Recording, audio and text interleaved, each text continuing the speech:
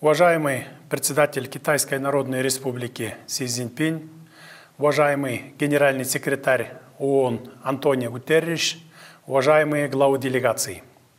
Рад приветствовать всех участников 15-й сессии конференции сторон Конвенции ООН о биологическом разнообразии. Искренне благодарю уважаемого председателя Китайской Народной Республики Си Цзиньпина за приглашение на такое важное мероприятие международного значения.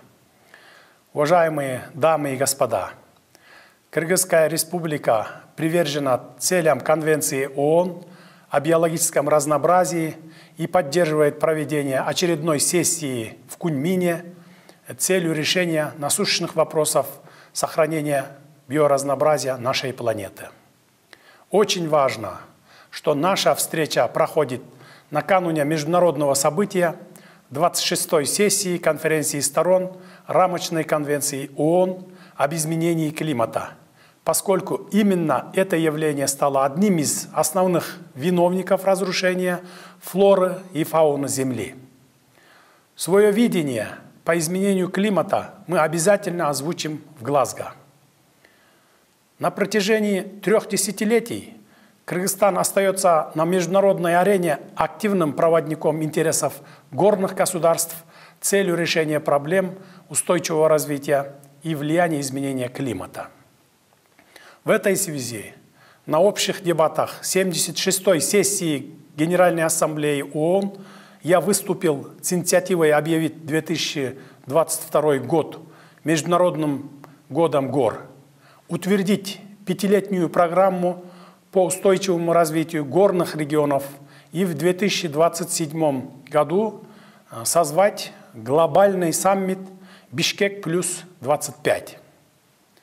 Уважаемые главы делегаций, с каждым днем мы все сильнее ощущаем негативное влияние изменения климата на нашу уникальную экосистему Великого Тянь-Шаня и Памира. По этой причине мы действуем совместно с заинтересованными государствами и предпринимаем адаптационные меры для защиты горного биоразнообразия.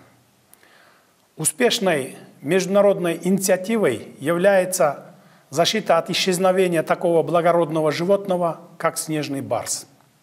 Напомню, что в 2013 и 2017 годах наша страна проводила Всемирный форум по сохранению снежного барса и его горных экосистем.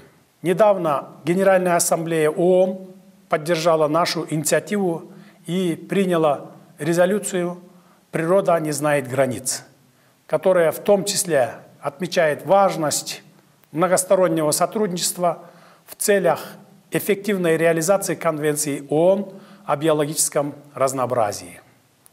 Вместе с тем, сегодня в Кыргызстане под угрозой исчезновения находятся 15 видов млекопитающих, 26 видов птиц, около 150 видов насекомых и свыше 30 видов других беспозвоночных.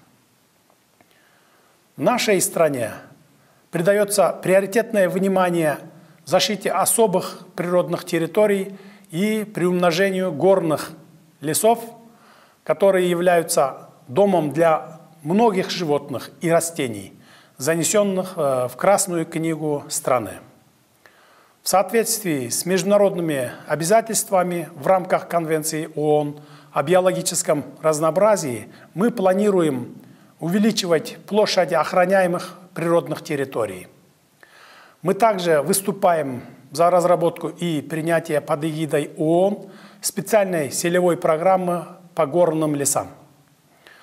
В этой связи обращаюсь к государствам-членам ООН и генеральному секретарю ООН с просьбой поддержать эту и вышеотмеченные международные инициативы Кыргызстана.